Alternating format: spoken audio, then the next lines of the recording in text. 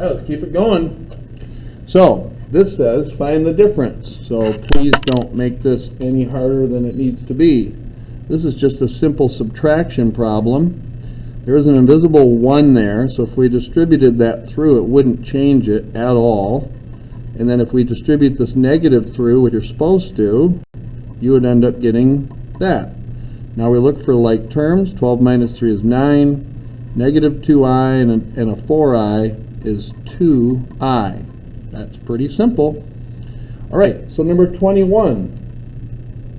How many solutions does the following system of equations have? Well, there's two ways to do this, but I think what they wanted you to do was to take a look at y equals this, and you're going to set these equal to each other.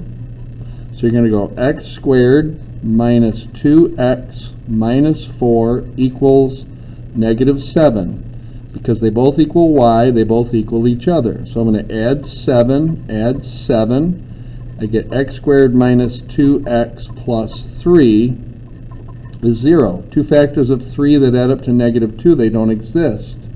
This is where we're going to use our discriminant to determine how many solutions exist.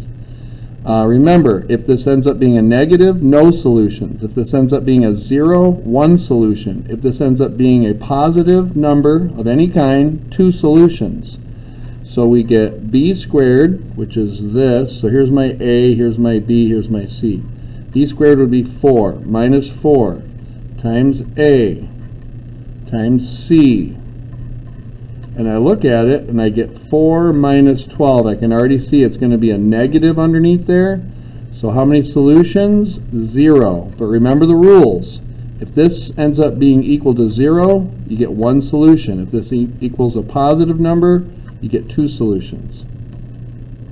This says solve. Oh, I said there's a couple ways of doing it. You could Desmos this thing, and you would notice that it would look something like this. My drawing's terrible, but you'd get the idea. They don't intersect. Solve the following equation. Round your answers to the nearest hundredth. Pay attention to those instructions. So I'm going to add 3x squared, so I'd get, 2x squared. I was already doing some math in my head over here, so that's gone. 0 is 3x squared plus 1. I didn't even notice that was going on over there.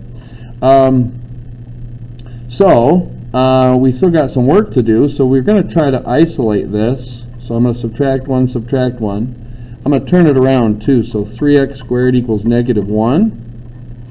And let me pause this a second. So the reason I paused there, the instructions are just a little unique. So we're going to divide by 3. So we get x squared equals negative. Now, I'm going to make that 0.33. I wouldn't do that normally, but because they're saying to the nearest hundredth, I'm turning that fraction into a decimal. Now, I'm going to go bada boom, bada bang, do the right thing. This is just a strange little math problem. So x equals plus or minus, now we got to take the I out, and then we got the square root of 0.33.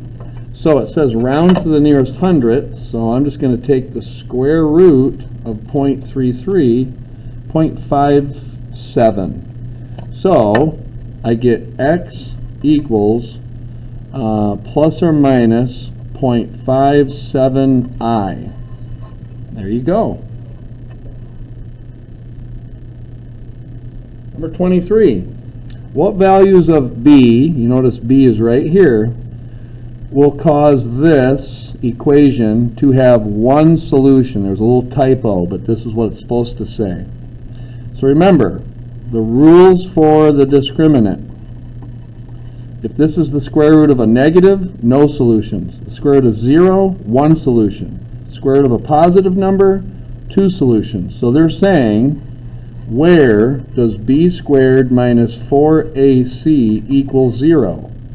So we plug things in. Here's my a, here's my b, here's my c. So b squared is just b squared minus 4 times a times c equals 0.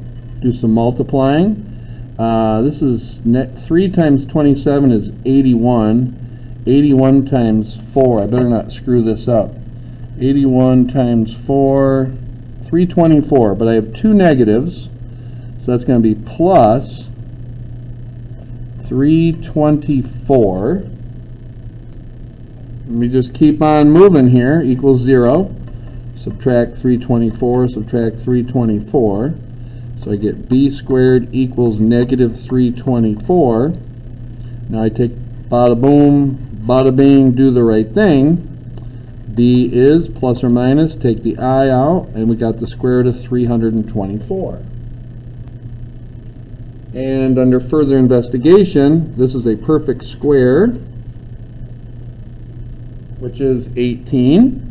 And so we get plus or minus 18i. There's our two values that would cause this to have one solution. All right, chapter 3 starts out pretty simple, just adding, subtracting like terms. So let me zoom in here, see if we can focus a little better. So you can see there's nothing here, so there's a 1, so that means none of this changes. So it's negative 8x cubed plus 7x squared plus x minus 9. Now there's an invisible 1 here also, so if we distribute that, nothing's going to change, so I'm going to just start stacking my like terms together. Minus 2x minus 1. So negative 8 of them plus 5 of them, negative 3 of them. 7 of them and 3 of them is 10 of them. Negative 2 plus 1 is negative 1. And then negative 9 and negative 1 is negative 10. Not bad. What's the difference? This is subtraction. So this negative needs to hit all 4 of these. So I'm going to do that first. So negative 2y to the 4th plus 3y cubed minus 6y plus 7. There's an invisible 1 here, which means nothing changes in this. So I'm going to go 9y to the 4th, just stacking my like terms, plus 4, I'm going to slide that over because I can see that's going to cause problems. 4y squared plus y minus 2. 9 of these minus 2 of those is 7 of them. 3 of these minus 1 is 2. This is by itself, so we're just going to bring it along for the ride. Negative 6 plus 1 is negative 5. 7 minus 2 is 5. Put it in descending order, and there you have it. Number 26 is a little bit of a booger. So we're going to start by multiplying these by foiling. So 9x times x is 9x squared. That'd be 45x minus 1x. Negative 1 times 5 is negative 5. Add those like terms, I get 9x squared plus 44x minus 5. Notice this is a trinomial now, and I got to multiply it by this binomial. It's more of a headache than anything else. What I encouraged you guys to do was to build one of these for organizational purposes. So that's 9x squared, 44x minus 5, 7x, and 2. So this would be 63x cubed. We're multiplying. Get out the handy-dandy calculator for this. 44 times 7, 308 x squared minus 35x. This is 18x squared, 88x minus 10. Looking for like terms. So this guy is standing by himself. We got 308 and 18. That would be 326x squared. 88 minus 35 would be 53x, and then minus 10 is sitting all by itself. Big numbers, that's why I called it a booger. All right. Number 27. Write the following polynomial in standard form. That means put it in decreasing order after you add like terms. So there's my x to the 5th, biggest. So I get f of x equals x to the 5th. Took care of it. Next highest are these squareds, minus 3x squared. and then 4x and 3. So there it is, standard form. Now identify the number of terms it's talking about after you simplify it. So 1, 2, 3, 4. The degree is the highest power, which is a 5. And the leading coefficient is this guy. It's the coefficient of the highest powered term, so that would be a 1. All right, number 28. The graph of the function f over here is shown below. Use the zeros and the turning points of the graph to find the rule for f. Now I'm going to throw in another thing. We're going to really concentrate on the y-axis. What I'm saying is the y-intercept. I think this is the best clue, which trumps this and trumps this. The y-intercept is where x is 0. Now if I look at this, I'm kind of doing this backwards. I can see that the y-intercept is 4. So that point right there comes from 0, 4, which means if x is 0, y is 4. Notice if I put zeros into these x's, I'd get a y-intercept of 16, so that I know that's not it. If I put zeros in for these x's, they'd be gone. I'd get y is equal to negative 4, and that's not it. A 0 for those x's would cancel those. I get a plus 4, that's possible. If I put a 0 in for these, I get y is 4, so this is possible. So how do I determine which one it is, C or D? Well, notice cubic, and that's called a quartic. Remember our quartic rules, winner, winner, if A is positive, mul round if A is negative. Notice this is a W, and this is kind of a W. Ding, ding, ding, ding, ding, ding, ding. So why isn't this correct? Well, if that's a cubic, it would look like that. And that's not what this drawing looks like. So we can be confident circling letter D. Okay. All right, number 29 is going to take a little bit of work. It says sketch the graph of this polynomial. So, to get started on this, okay, so it says sketch it. So my first assumption is that we should be able to throw in some parentheses and factor it by grouping, but as you can see, that will not work.